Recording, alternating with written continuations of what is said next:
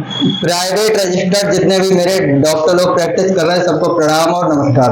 साथियों, ये जो अभियान अभी सरकार के द्वारा चलाया जा रहा है कि जितने भी झोला छाप है गांव देहात से सभी क्षेत्र के लोगों को हटाया जा रहा है, तो सरकार से हमारी गुजारिश है कि अगर आप झोला छाप खत्म करना चाहते हैं तो हर गांव में एक एमबीबीएस या बीएमएस डॉक्टर की नियुक्ति की जाए। क्योंकि मान लीजिए अगर कोई खेत में हल चला रहा है और अगर उसके पांव में हल लग जाता है, उसका पांव कट जाता है, खून बहने लगता है, तो जब तक वो सामुदायिक स्वास्थ्य केंद्र में जाएगा, सीएससी में जाएगा या मान लीजिए कहीं भी दूर जाता है 20-25 किलोमीटर, तब तक उसका स्टिचिंग नहीं लग पाएगा और खून बहने के कारण उसकी मौत भी हो सकती है।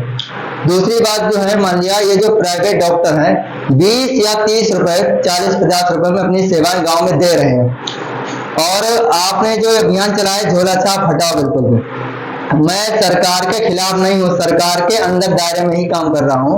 और प्राइवेट एसोसिएशन डॉक्टर वेलफेयर एक संगठन नहीं चल रहा है, ये डॉक्टरों के हित में चल रहा है। लेकिन मान्यवर, मेरी आपसे गुजारिश ये है कि अगर आप झोला छाप खत्म करना चाहते हैं तो जो बीपीटी या डीपीटी या डी फार्मा बी फार्मा जो आपने ये जो कोर्स आपने संचालित किए हैं किसी भी कॉलेज में, अगर आप इनको मान्य नहीं करते हैं तो कृपा करके इन बच्चों की फीस वापस कराई जाए। और दूसरी बात, इन बच्चों का ये जो जितना मान लिया 1 साल 2 साल जो भी टाइम लगता है, इसकी जिम्मेदारी इसकी भरपाई कौन करेगा।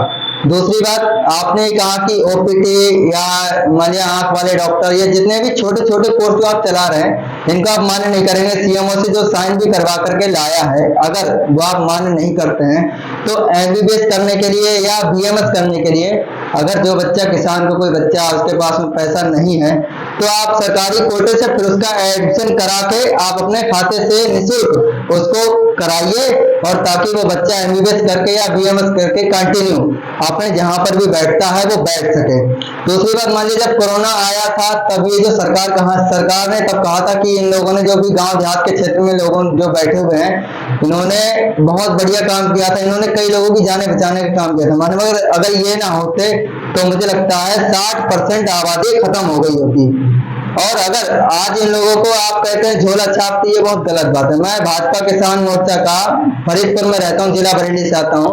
मैं खुद भाजपा का सेक्टर संघ शक्ति केंद्र प्रभारी हूँ। मैं भाजपा के साथ में हूँ जो कि इस समय सत्ता में है, लेकिन अगर सत्ता में रहना है तो माननीय योगी जी आपसे हाथ जोड़ के गुजारिश है कि कम से कम जो एक काफी तादाद में बच्चे हैं या लोग हैं जो प्रैक्टिस कर रहे हैं गांव देहात में, इनका ध्यान रखते हुए आप निर्णय लें। अगर आने वाले समय में मान लिया ये भी लोग वोट डालते हैं और ये लोग अगर कहीं हट करके हमारी दूसरी पार्टी में जाते हैं तो इससे हमारे वोटों का नुकसान होगा।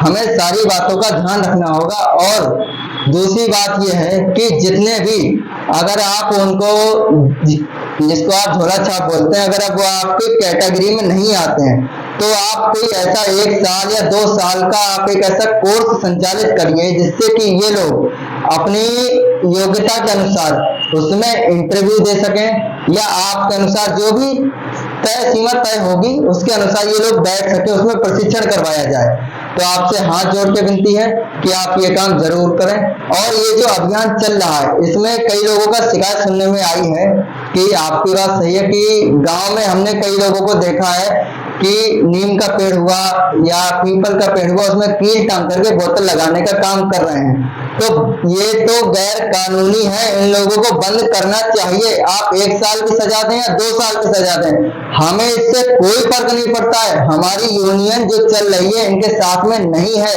और कभी नहीं रहेगी, क्योंकि ऐसे झोला छाप जो बिल्कुल ही झोला छाप है इनके खिलाफ तो अभियान चलना चाहिए। मानवर आपकी सरकार नहीं, सपा हुआ, बसपा हुआ, कांग्रेस हुआ, कोई भी दल हुआ, कोई भी पार्टी हुआ, हो सकता है अगर आने वाले समय में अगर मैं भी किसी पद पे हुआ तो ये अभियान चलाऊंगा, लेकिन एक मानक सीमा आप तय कीजिए।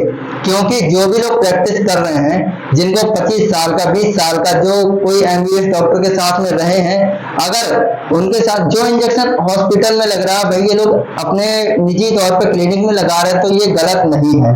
मानवर इस बात पे आप गौर कीजिए और आने वाले समय में 2027 में इसमें वोटों में हमारे काफी इजाफा होगा, यह बात आप मान करके चलिए। इसी के साथ मैं अपनी वाणी को विराम करता हूँ। धन्यवाद। जय हिंद।